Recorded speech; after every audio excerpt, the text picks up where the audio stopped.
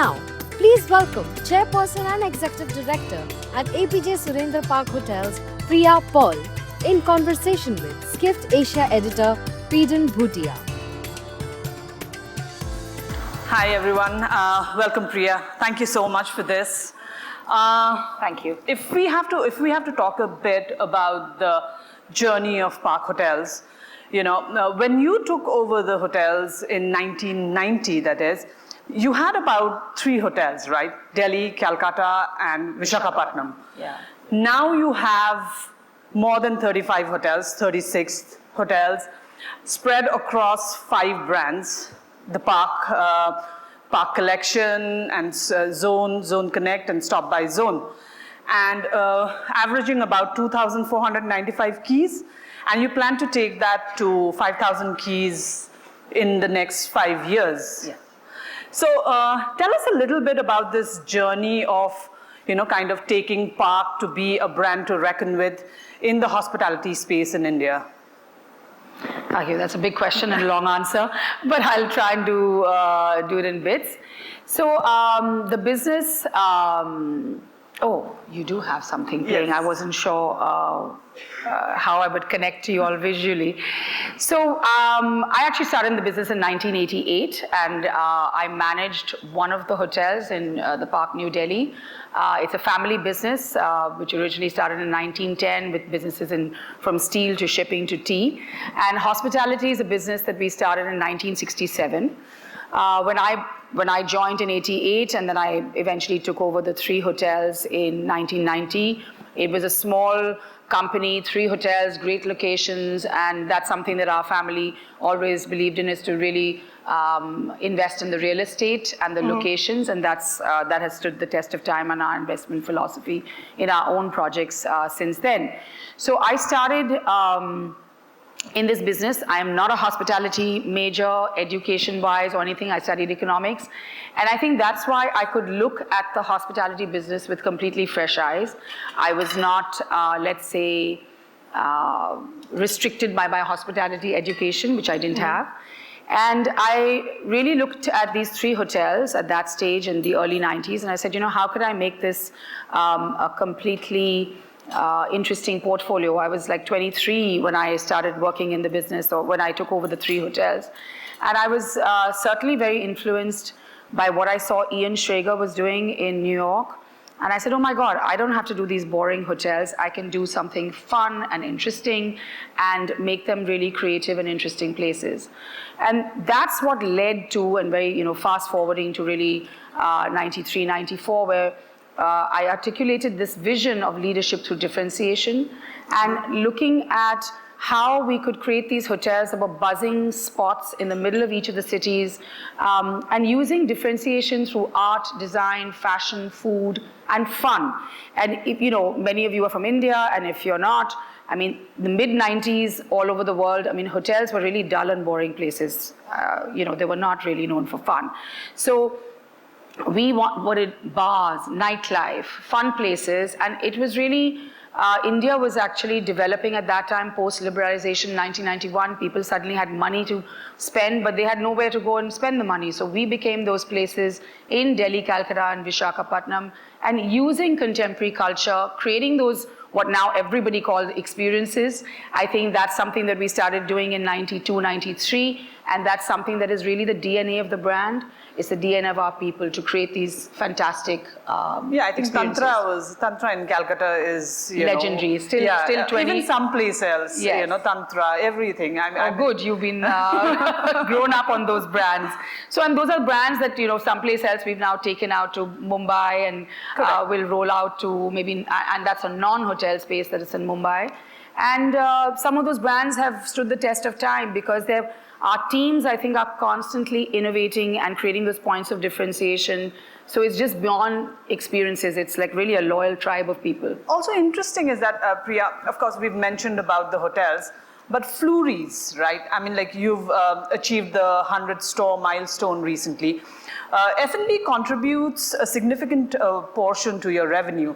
And do you see that growing? And how can you kind of merge the legend of flurries with the Park hotels? Well, they're actually two separate businesses, even though but when we, in our journey to our IPO the first time, which is in 2018-19, we were told to, kind of have all our food and beverage and hospitality interests in one company. So that's why we put Flurys into it. It's reached 100 stores. Flurys, for those who don't know, is almost a 100-year-old brand, started in 1927, also in Park Street, Calcutta. If you're from Calcutta, you can't afford to Yeah, well, now Flurys. we have 20 of them in Mumbai. We've expanded nationally. And it's a Swiss confectionery brand run by a Swiss couple until they sold it to us in 1965. And it's now 100 of them across the country, growing from airports, Indore, Hyderabad, and soon to be in Delhi NCR by the end of this year. So it's a very exciting brand. We don't necessarily have them in our hotels. It's really a high street and airport, and it's where the consumption is. And I think, if you're looking at food and beverages, whether it's Flurys or whether you're in-house brands in the hotels, it's really about consumption changing, growing, and that's what we are part of. Correct. Also, Priya, if you go back to 2024, it was a phenomenal year for Park. You got listed. You achieved like debt-free status post-listing, and then you posted record occupancies. So what were some of the drivers of this success, and how do you see that sustaining in the long term? So for us, really the cornerstone of our success has been innovation, has been creating experiences, outstanding occupancy, and I think occupancies have been in the range of 92 to 93% consistently from pre-COVID years and post. I mean, some of our hotels post 99%. So that's how we get those record numbers, and I think that's the strategy of being city center hotels. How do we really maximize the revenues and being in city center and sweat the assets. So food and beverage is a huge contributor, almost 50% of our revenues, whether it's bars, nightlife, banqueting.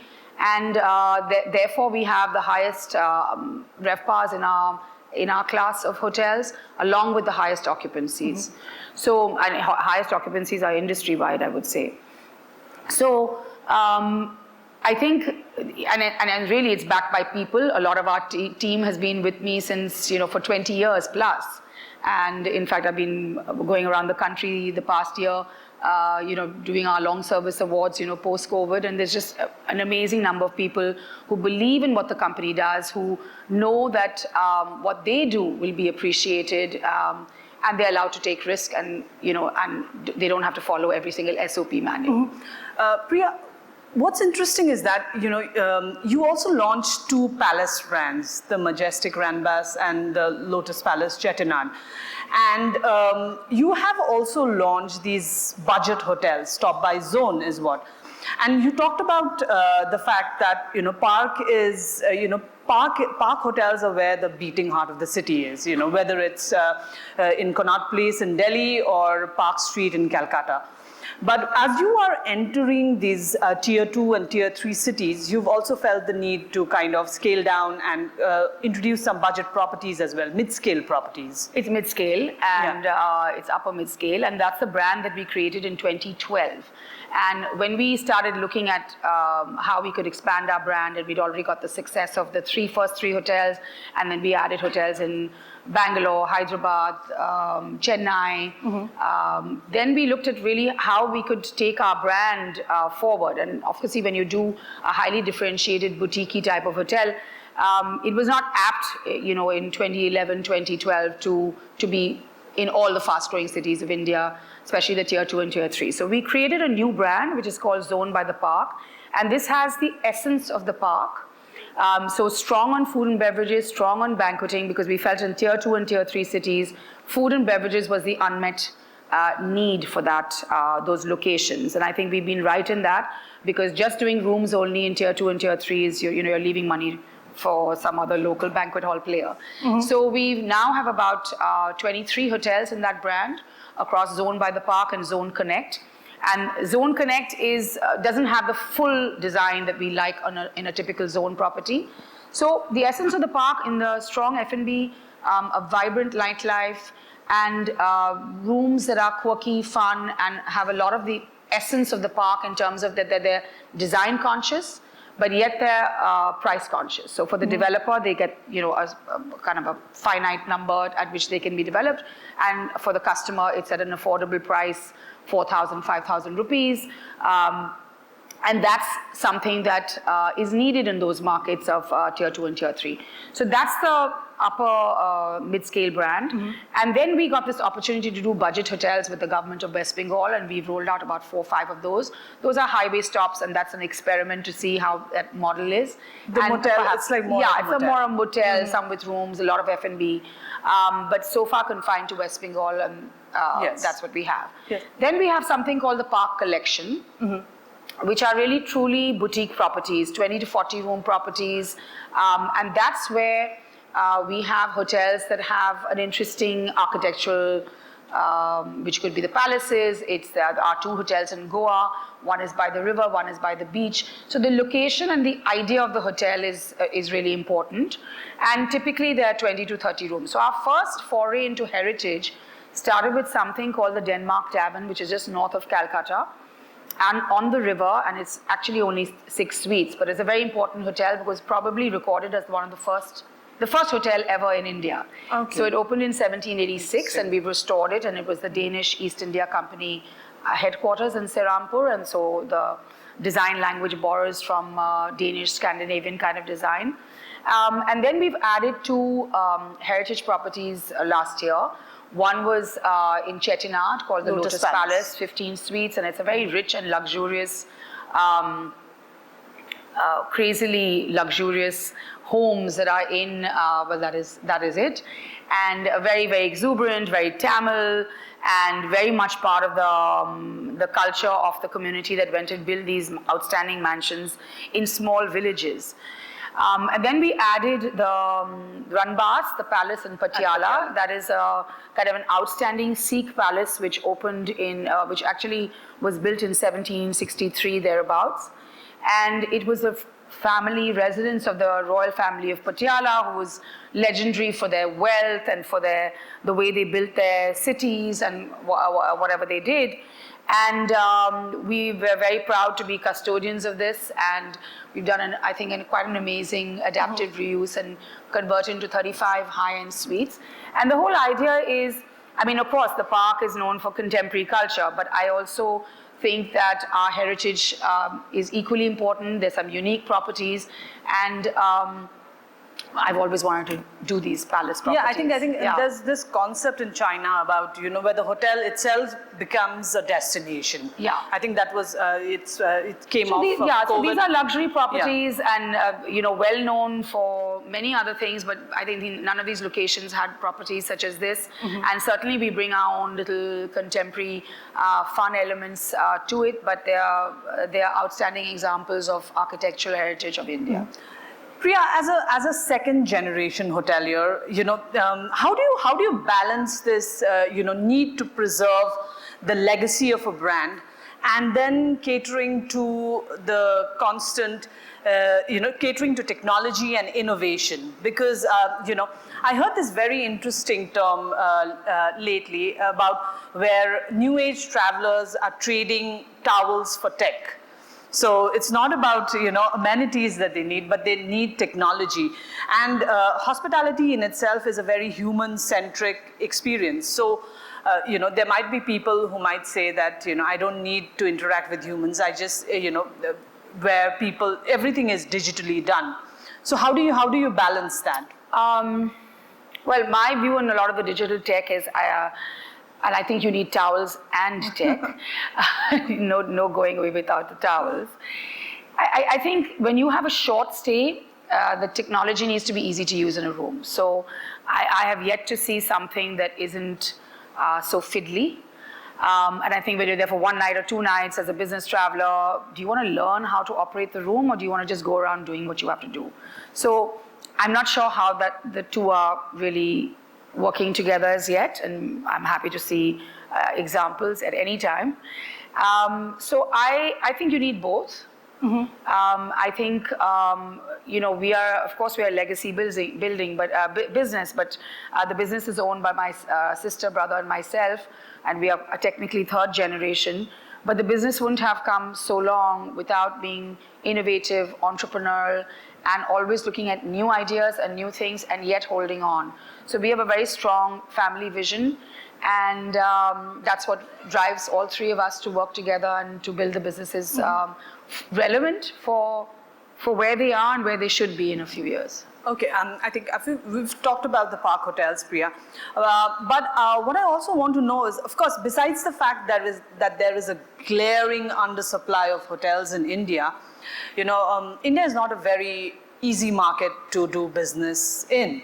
Yes. So what are some of the challenges that you face as a hospitality business in India? So, I think the current issue, and for me particularly, is apart from the hotels that we're building out about 5 new hotels of our own, plus of course taking the management contract business forward, and we're doing about 900 rooms across 5-6 hotels. The biggest challenge is getting permissions. Forget about the land. That is of course one of major hurdle, and certainly land in city centers has been an issue. We have actually expanded a lot by taking properties on lease and collaborating with state governments. So I think that's a good route. Some of the state governments are now opening up, let's say, their portfolios, exiting them, and also opening out land parcels. And I think that's an important area to look at. And we've been successful with 2 different state governments. But land is an issue.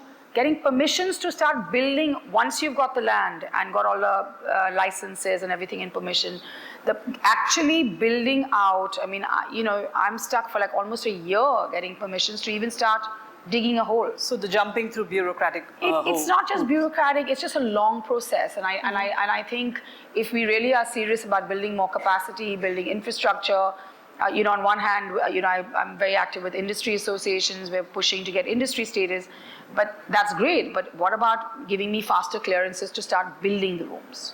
So typically, it's going to take me for a 200-room hotel almost 4 years or 4.5 years, not counting the permission of the land and acquisition of the land. So I think that's the single largest problem if we're going ahead to really augment the capacity in the country. Then, you have the usual people and participation and all that. That can happen, but the opportunities are there in hospitality, and I see a lot of younger people coming into the business, and we have really the employment opportunities are so tremendous. So they're always good. The pipeline at a lower level is always going to be there. You made an interesting point about young people coming into the business, Priya.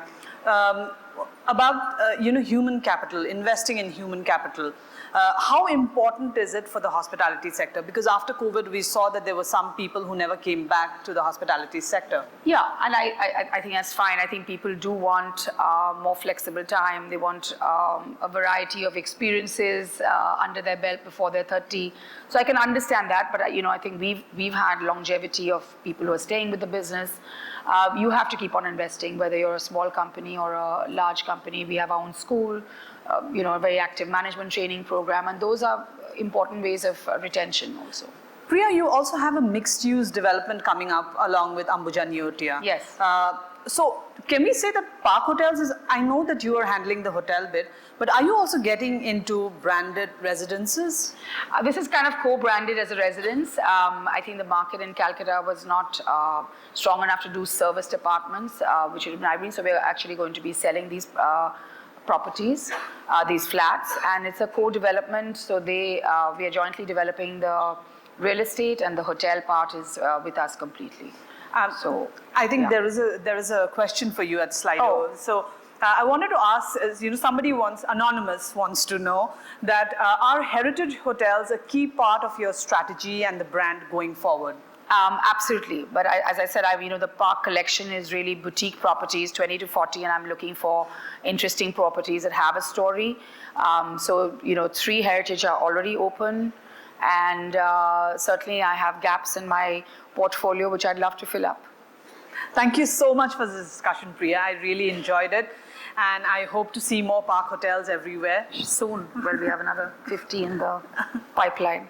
Yeah, thank you so much. Thank you so much. Thank you all.